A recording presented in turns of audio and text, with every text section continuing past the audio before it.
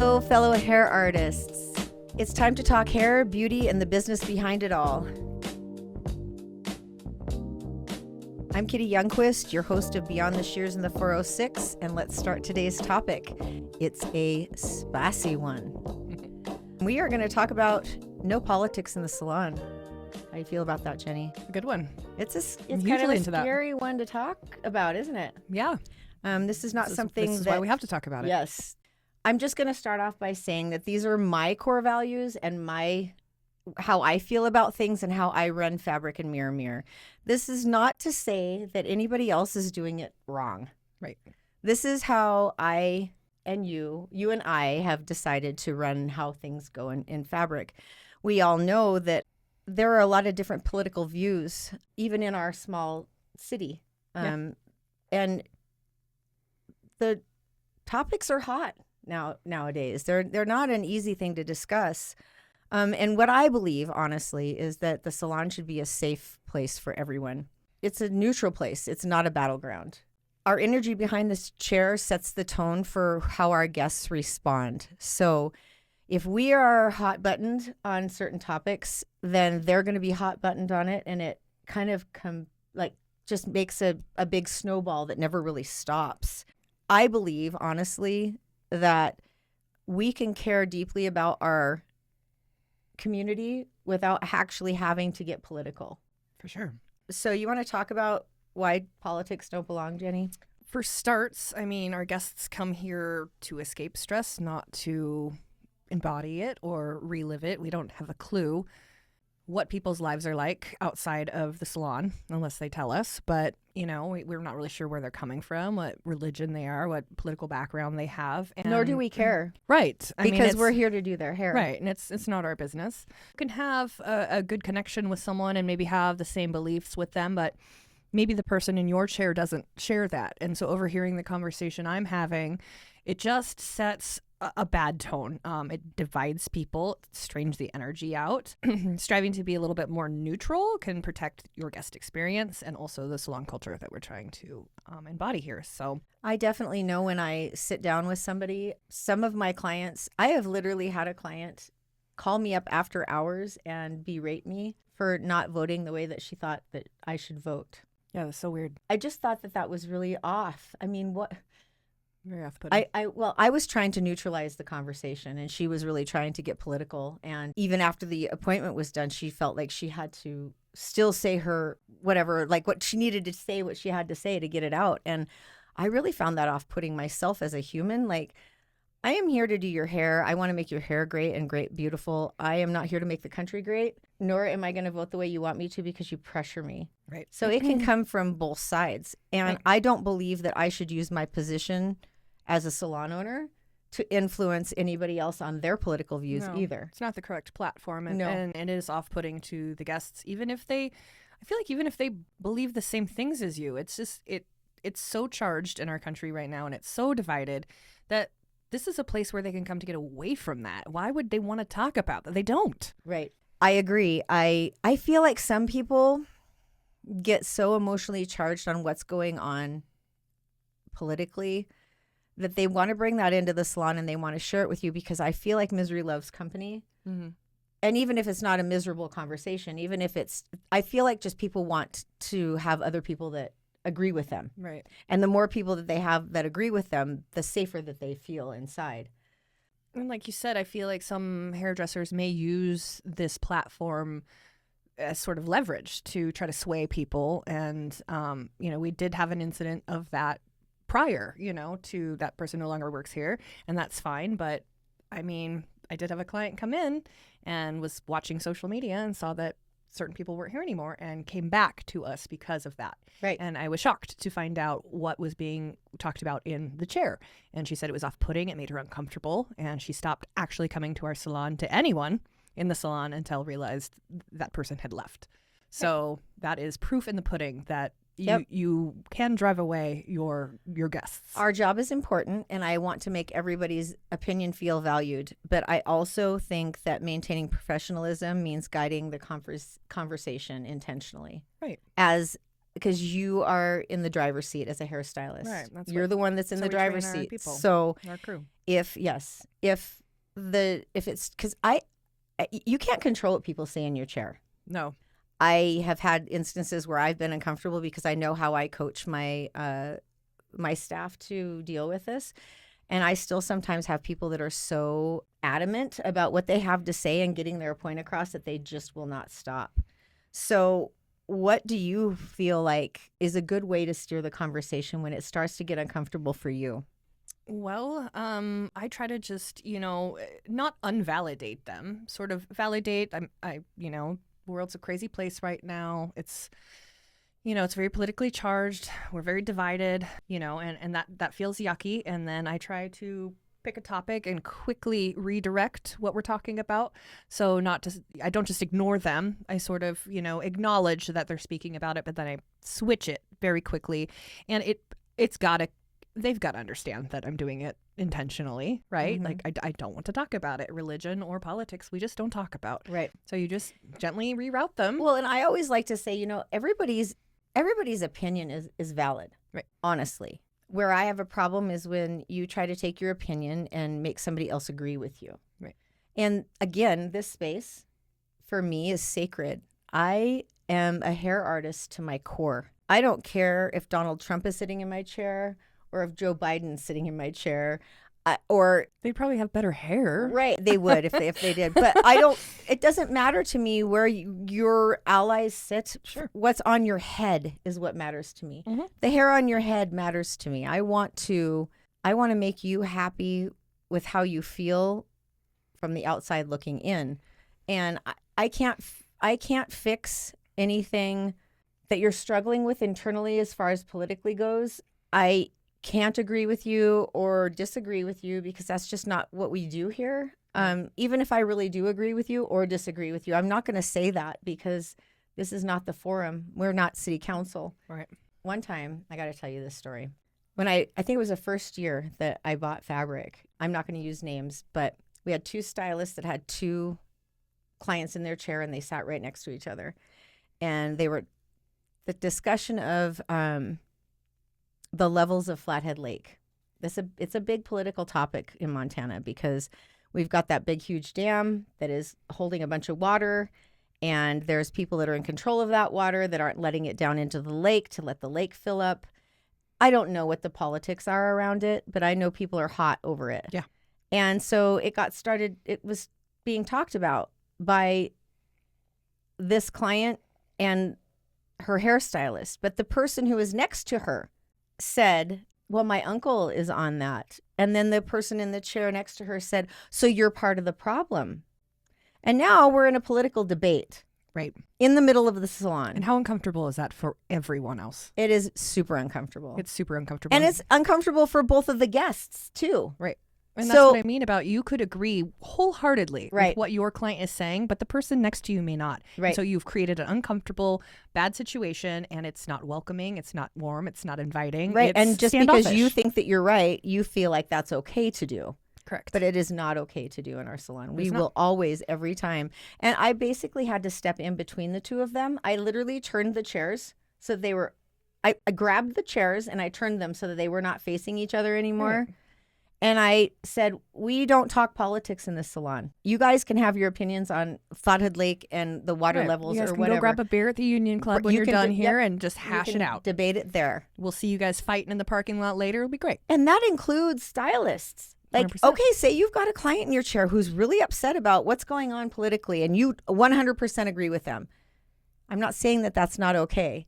Right. You can do that, but you need to do that outside of the salon. Right. Go have a drink with them or go have dinner with them after you're done getting their hair done, and then you can talk about it and discuss it to your heart's content. Yeah. But it does not belong in the salon. And 10 out of 10 times it will offend someone. I guarantee it. I guarantee it. And we've had incidences, which is why we push it so much in our salon. We've had recent incidences where we have to bring people back around and say, we do not talk about this. Your conversation the other day was hurtful to another guest. Mm-hmm. And that guest doesn't want to come back now because the conversation was inappropriate for the salon. And that's what we're trying to avoid. And sometimes people will come back around, like you'll diffuse them, you'll redirect, and they just want to push the issue. And that's when you have to kind of just take control of the situation. And I've had to say, I hear you, but we really have a no politics in the salon policy. So I can't engage in that. I conversation understand with what you're saying, and I understand why you're upset. Right. I validate them. I 100% agree with validation. Right. You know, but we're just not going to talk about it. we just don't talk about it here. We're just, not the time and place.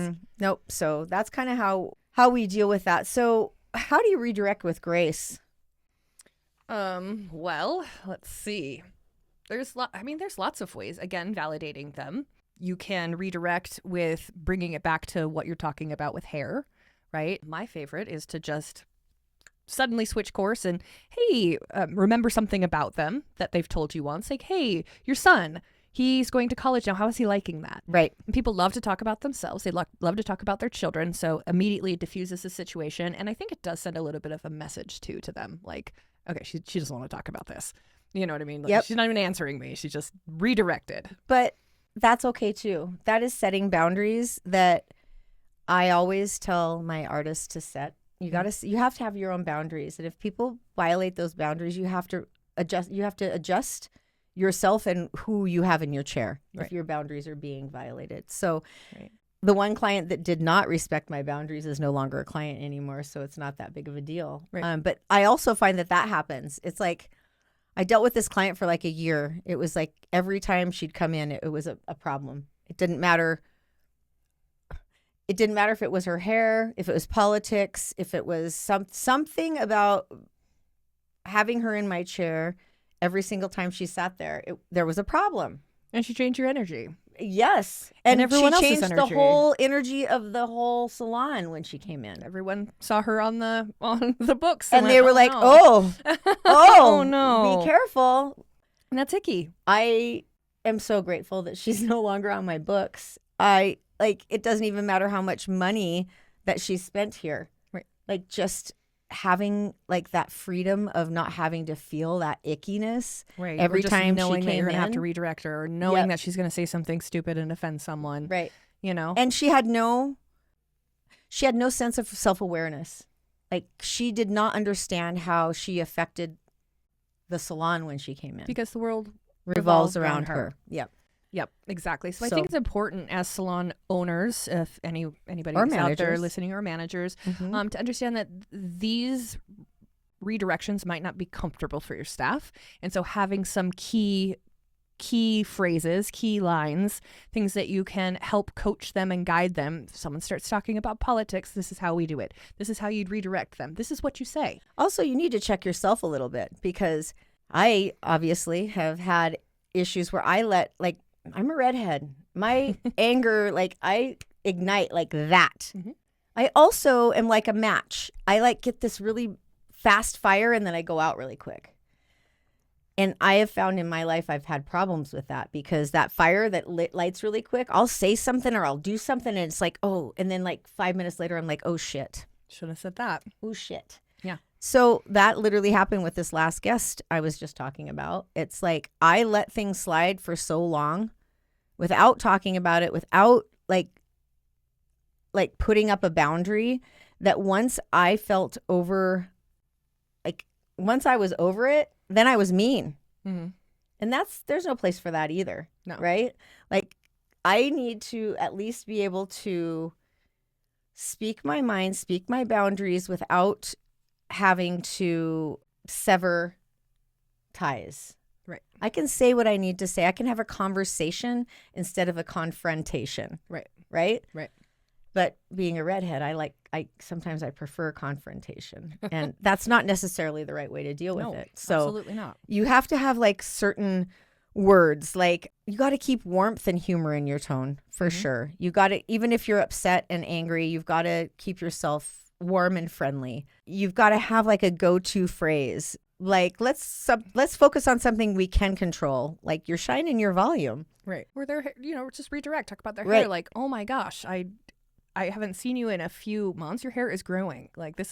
You're getting so much good growth. That must be that shampoo, that good Isles that we gave you last time. But also talk to you, you and I talk about this kind of stuff, and we actually volley off of each other about, okay, if this happens, how should we deal with it? So don't forget, even my girls, I mean, there's so many of us that we don't really get to like one-on-one volley off of each other. You and I get that, but I feel like each one of our stylists and artists should also have one person that they can volley things off of that, oh my gosh, I had a really bad day. This is how this conversation went. How do you feel like I should have maybe dealt with that differently? Mm-hmm. Because again, it's not always the guest. Sometimes it's us, right, too, as artists. So you got to keep yourself in your own boundaries as well. Well, I mean, I think we've talked about this before in some of our last podcasts, but we do something on Tuesdays where we get together and we have a mandatory meeting every week. And it just really helps us set the pace. Most people don't work Mondays. So it really is really nice to have that for the very beginning of the week. And we do fucked up, fired up. What was fucked up? What were you fired up about? And a lot of times these topics will come up. I had this guest. I couldn't get her off the politics.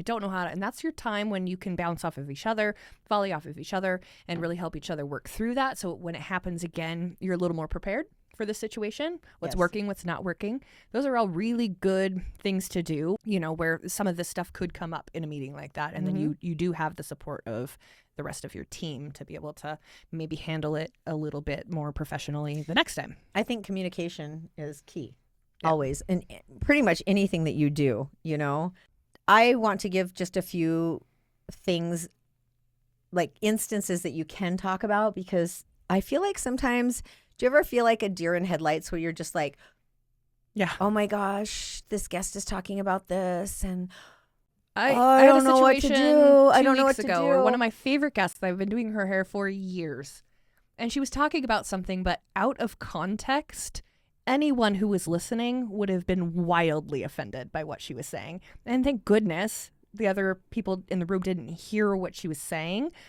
But it was like kind of racially charged, and I know that she's not racist, and so, but out of context, right, it sounded so bad to where I was just like crawling out of my skin, uncomfortable, and I had to redirect her so quickly. What did you say to redirect her? I started talking about her dogs. Okay, good. Yeah, kids are a great thing to redirect. Dogs are a great thing. Animals. Yeah, so that just brings me to like what to talk about. Right. What should we talk about? Here's my favorites: hair.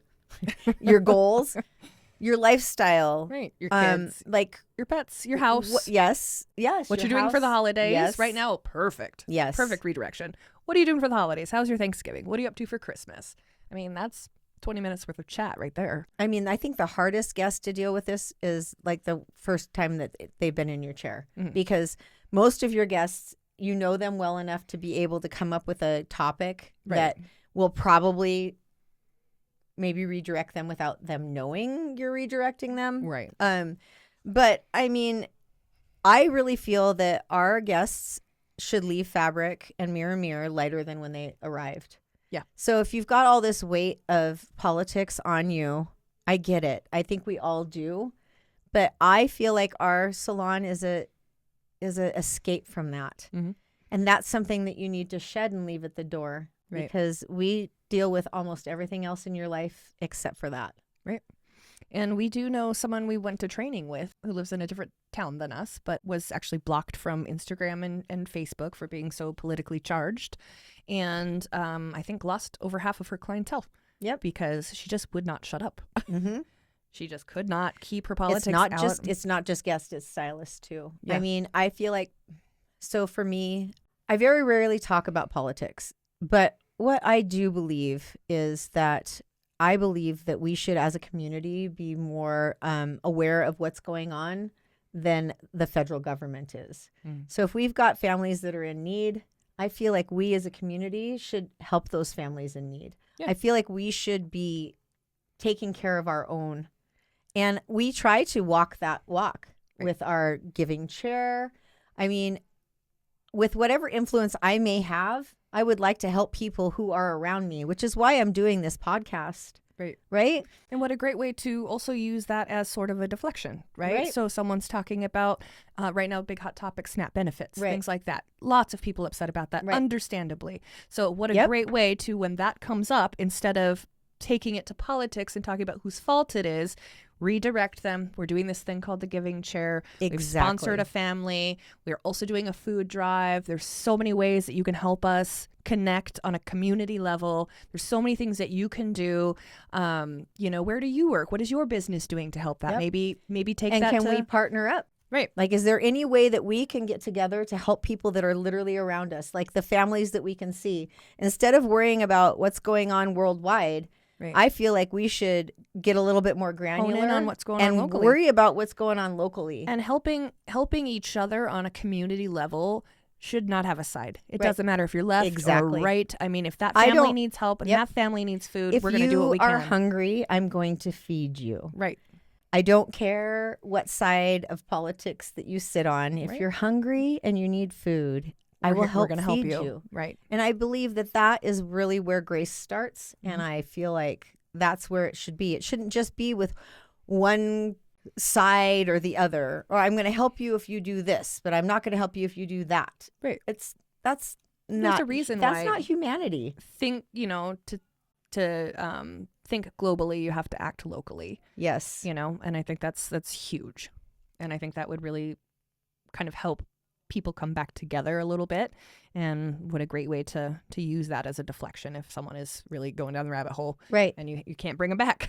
I feel like also when we do this and we actually take action to do this, we are giving people something to aspire to, because I feel like a lot of people are super frustrated because they feel like they can't do anything. Right. So here is what you can do. Right. It feels very out of control. Yes. And see so if things you happening feel and- out of control, then you should find a way to make your voice heard in a way that's going to help the people that are specifically right around you. Which is your community. Mm-hmm. Exactly. I always think, politics divide and compassion connects. Mhm. I feel like you can be compassionate no matter what side of politics that you're on. And I feel like that's where you should put your focus is, where can I be compassionate to somebody? We've got Jaden. He's our friend Kapua's nephew. Mhm.